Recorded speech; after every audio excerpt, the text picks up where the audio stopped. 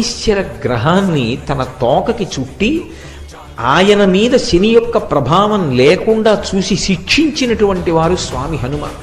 అప్పుడు శరీరము శిథిలమై స్వామి హనుమని ప్రార్థన చేశాడు శనీశ్వరుడు.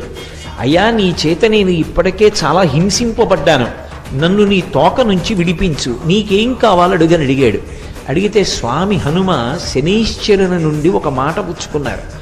ఎవరు నాకు పరమ భక్తులై ఉంటారో అటువంటి వారి జోలికి నువ్వు వెళ్ళకూడదు.